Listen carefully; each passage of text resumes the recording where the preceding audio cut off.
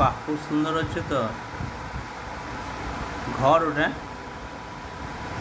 এই ঘরে কি থাকবে মানে আস্তে আস্তে করবে যেন দাগের বাইরে না যায়।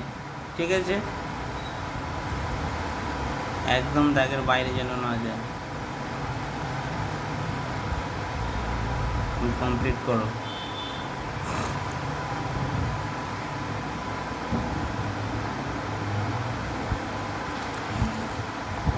ভালো হচ্ছে, খুব ভালো হচ্ছে।